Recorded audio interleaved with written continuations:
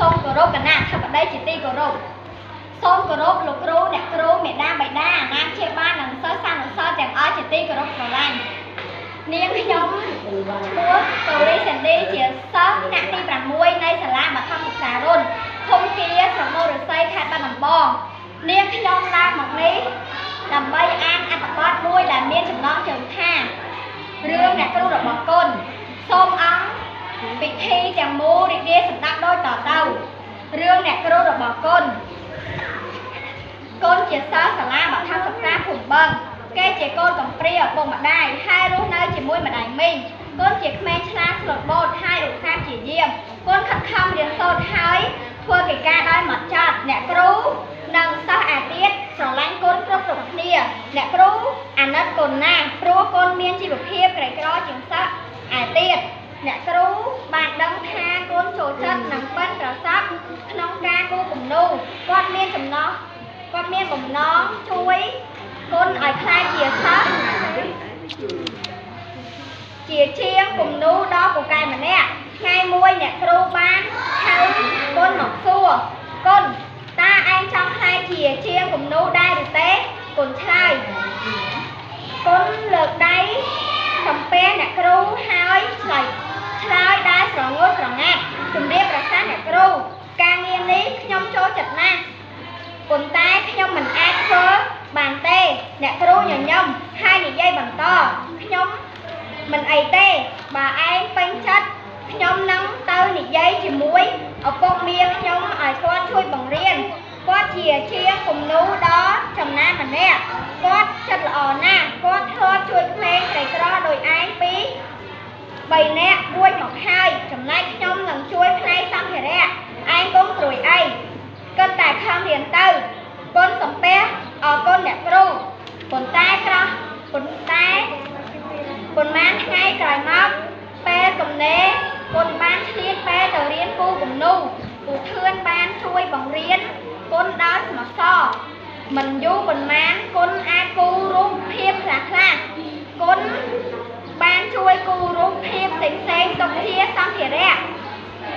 សម្រាប់អ្នកគ្រូយកមកបង្រៀនសិស្សរាល់ថ្ងៃមួយពូធឿនបានដឹងពីការប្រឡងគំនូរសម្រាប់កុមារនៅក្នុងតំបន់គាត់បានប្រាប់គុណឲ្យគូដើម្បីយកទៅចូលរួមប្រកួតប្រជែង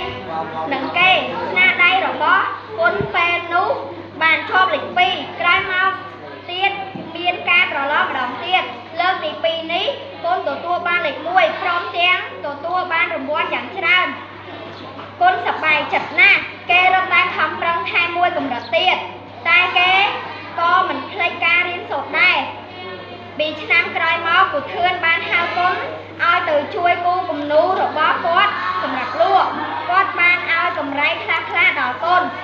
គ្រាន់បានបន្តការរៀនសូត្រក្រោយមកទៀតគុណបាន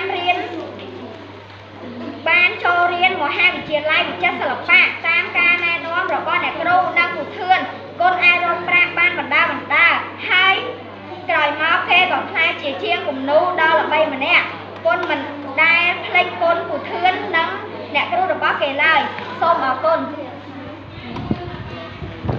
ជាបឋមនាងខ្ញុំសូមគោរពគណៈអធិបតីជាទីគោរពសូមគោរពលោកគ្រូអ្នកគ្រូមេដាបៃតា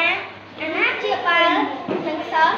និងសិក្សានិស្សិតទាំងអស់ជាទីគោរព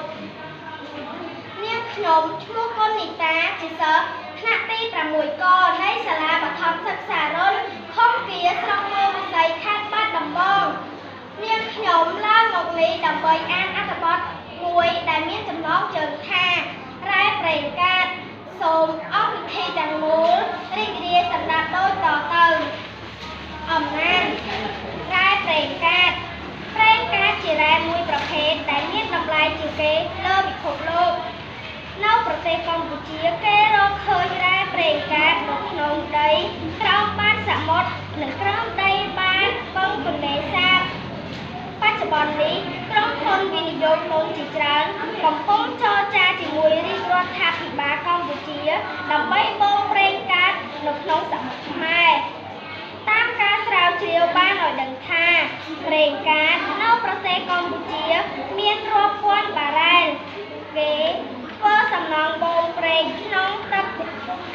មុតឬទឹកសាបគេពុកទម្លុះដីមិនជ្រាបទឹកដោយឆ្លងកាត់ស្រទាប់ដែលមានឧស្ម័ននៅស្រទាប់ខាងក្រោមព្រេងមានទឹកប្រៃនៅខាងក្រោមទឹកប្រៃមានដីដែលជាទម្រាស់ទឹកប្រៃនៅក្នុងស្រទាប់ឧស្ម័នក្នុងស្រទាប់ប្រេងកាតនិងក្នុងស្រទាប់ទឹកប្រៃគេសង្កេតឃើញថាមានសិលាស្ពោតនៅពេលបុក